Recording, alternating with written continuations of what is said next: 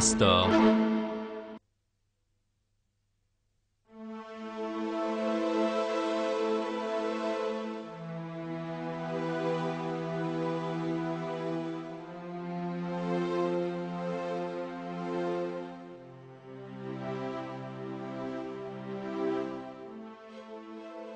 Un temps auparavant, ce petit lac que vous voyez était un endroit bien différent.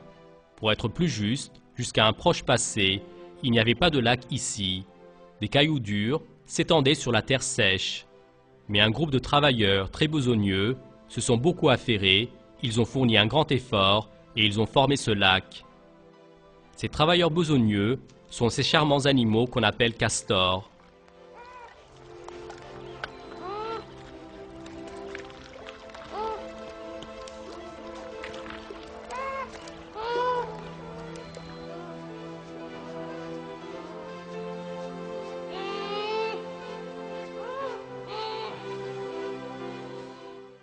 Leur maison prend place sur le bord d'un lac qu'ils ont édifié avec leurs propres efforts. L'histoire des castors commence avec l'émigration d'un castor mâle et d'un castor femelle afin de se construire un nouveau nid.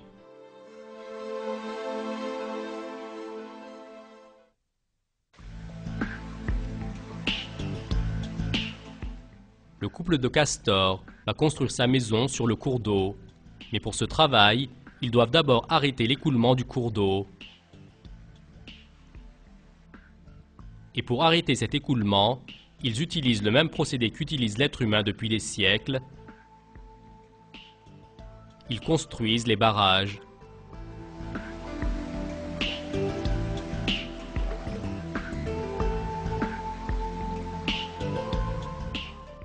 Pour commencer la construction du barrage, il faut d'abord trouver du matériel.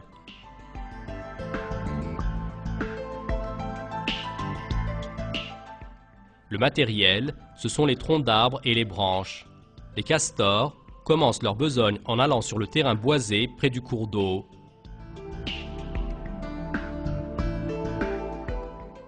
D'abord, ils se nourrissent un peu avec les feuilles des arbres qu'ils trouvent.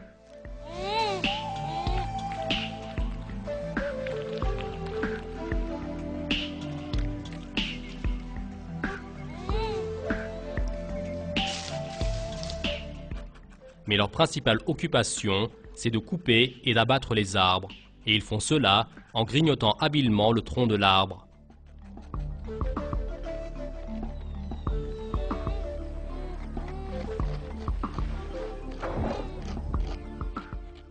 Le côté intéressant de l'affaire est qu'ils rongent les arbres d'une telle manière que l'arbre dont le grignotage est fini se renverse obligatoirement vers le cours d'eau.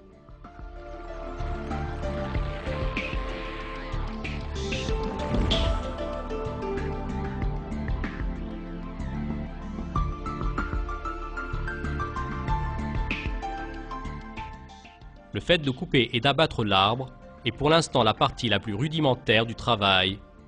Les castors séparent ensuite les branches de ces arbres une à une et en les alignant devant le plus grand tronc qu'ils ont abattu, ils commencent à former une barrière devant le cours d'eau.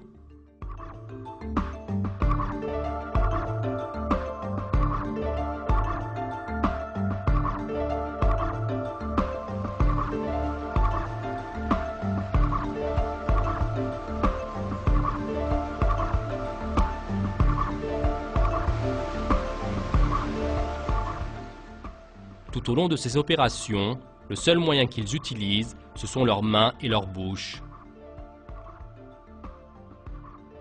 Ce travail va continuer avec une grande patience. En un an, 2 castors abattent environ 400 arbres.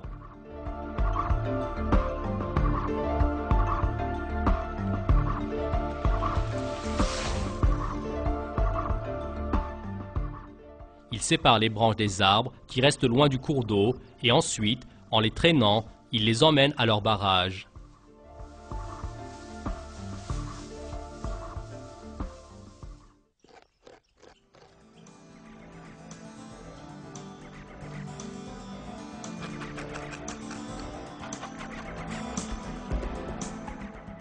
Quand ils rongent les troncs ou les branches des arbres, les castors utilisent toujours leurs incisives. Ces incisives, qu'ils utilisent constamment, s'usent et se cassent de temps à autre. Seulement, la mâchoire du castor fut créée de manière appropriée à cela. Tout comme les ongles des êtres humains, ces incisives coupantes grandissent en permanence.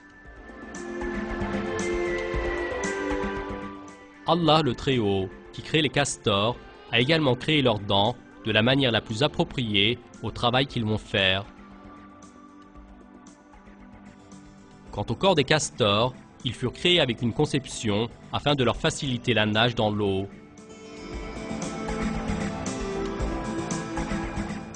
Leurs pattes sont palmées et grâce à cela, ils peuvent facilement pousser l'eau. Quant à leur queue, elle est comme une énorme palette. Par ce moyen, ils nagent très confortablement dans l'eau.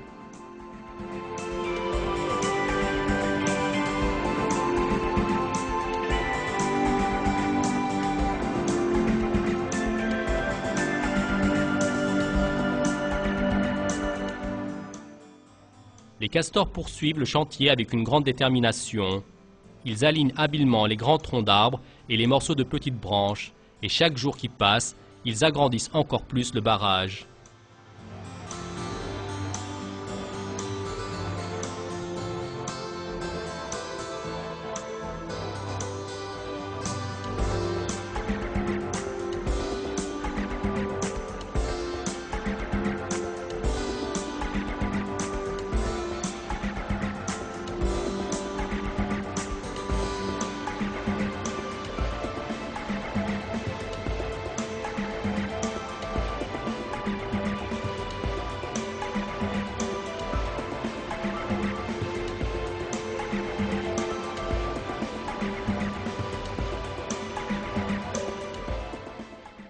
À mesure que le barrage s'agrandit, le dépôt d'eau qui se forme devant celui-ci s'élève aussi.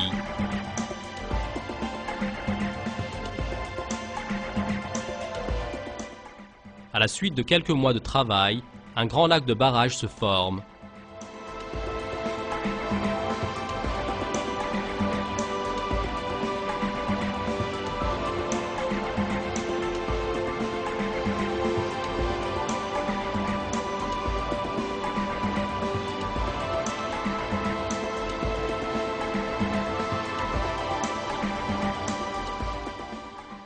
Seulement, à mesure que le petit lac grandit, les castors doivent renforcer le barrage et réparer les fissures. Ils accomplissent cette tâche difficile avec une grande patience.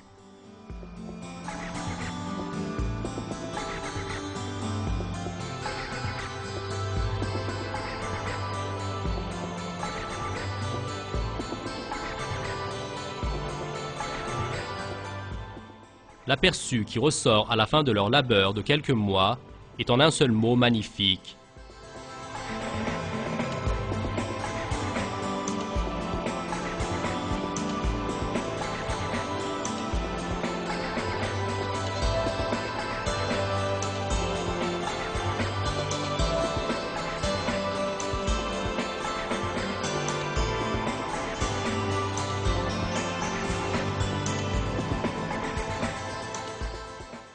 Il ressemble à celui que font les êtres humains.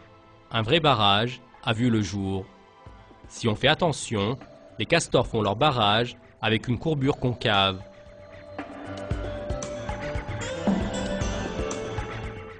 Ceci n'est pas une forme choisie par hasard, car la forme de barrage qui résiste le mieux contre la pression de l'eau, c'est le barrage construit de manière concave. Et effectivement, de nos jours, les barrages des centrales hydroélectriques modernes sont construits de manière concave.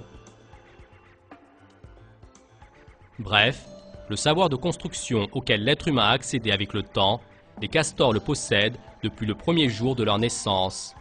Très bien, qui leur a enseigné ce savoir? Certes, un être vivant ne peut pas acquérir la compétence de construire un barrage par hasard. Il ne peut pas trouver par hasard la structure du barrage qui va le mieux faire face à la pression de l'eau. Et il ne peut pas transmettre ses compétences aux générations d'après. Celui qui donne les compétences que possède le castor, c'est Allah le Très-Haut, qui crée tous les êtres vivants et qui leur inspire leurs tâches.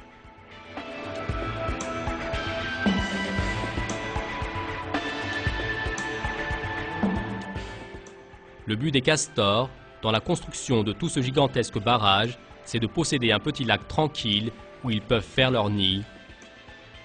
Pendant qu'ils construisent le barrage, ils font également d'un côté leur propre nid. Le nid est sur le bord du petit lac, dans un endroit proche de la terre. Le nid qui semble être un amas de bois lorsque l'on regarde d'en haut, a en fait été très bien conçu. L'entrée dans le nid est seulement sous l'eau. Pour pouvoir entrer à l'intérieur, il faut passer par un tunnel secret. Lorsque le tunnel est traversé, apparaît une chambre secrète qui demeure au-dessus du niveau de l'eau. La famille Castor vit dans cette chambre sèche et sécurisée.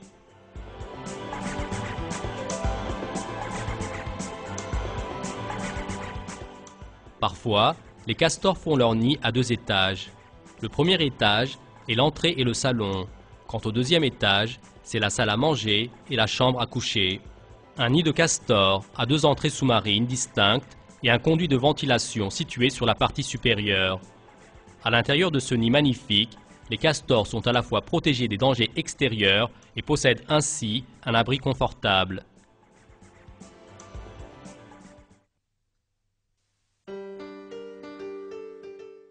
Les bébés ouvrent leurs yeux sur le monde dans le nid.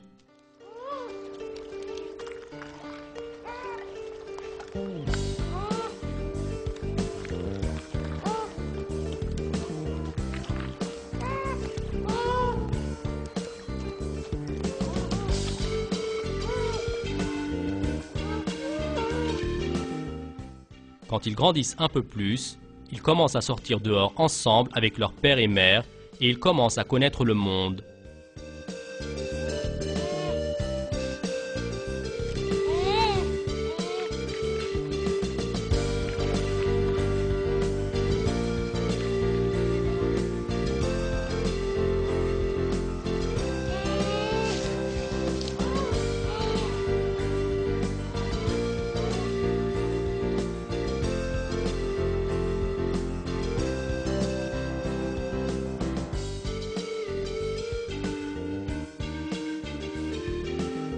Lorsqu'ils sont fatigués de nager, la chose qu'ils aiment le plus, c'est de monter sur le dos de leur mère.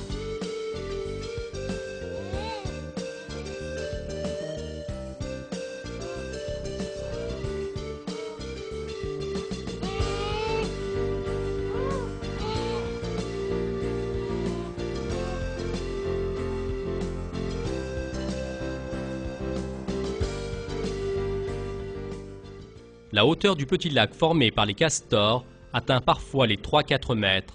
En fait, pour établir le nid, ils n'ont pas besoin d'une eau aussi profonde. Très bien, alors pourquoi forment-ils ce petit lac si haut?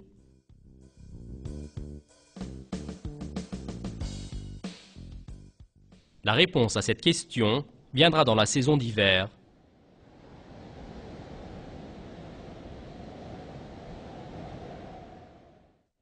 En hiver, l'eau à la surface du petit lac gèle et une couche de glace plutôt épaisse se forme. Si le petit lac n'est pas suffisamment profond, le gel va progresser jusqu'au fond et tout le petit lac va se transformer en un moule de glace. Et ceci empêcherait les castors de se déplacer. Comme si les castors savaient cela, ils approfondissent le petit lac autant que possible. Par ce moyen, en hiver, une couche d'eau épaisse demeure sous la glace. Ceci est suffisant pour que les castors se déplacent et se nourrissent.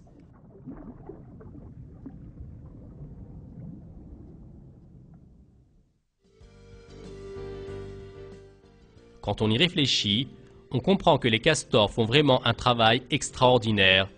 Ces petits êtres vivants réussissent un travail que de très nombreuses personnes ne peuvent pas réussir sans passer par une bonne éducation d'ingénierie. Très bien, qui leur fait faire cela ? On ne peut pas dire à première vue que les castors soient des êtres très intelligents.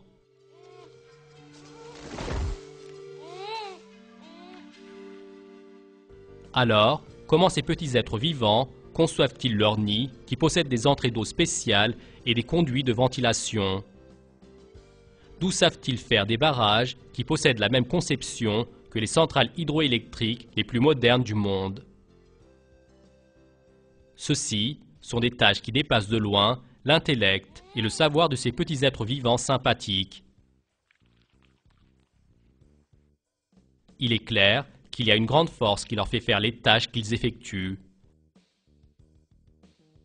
Allah le Très-Haut, qui crée tous les êtres vivants et qui leur inspire leur comportement, inspire également aux castors le fait de faire des barrages et des nids magnifiques.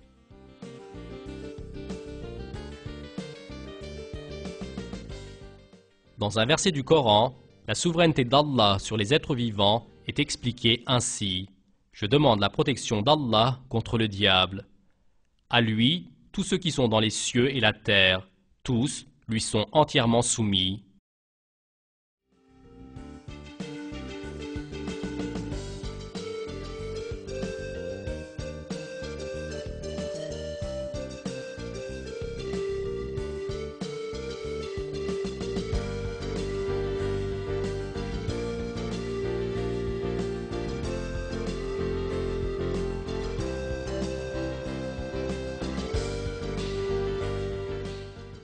Et quand on regarde les autres architectes dans la nature, on peut voir ouvertement que tous sont un miracle de la création. Regardons ensemble quelques-uns parmi les milliers d'exemples à ce sujet.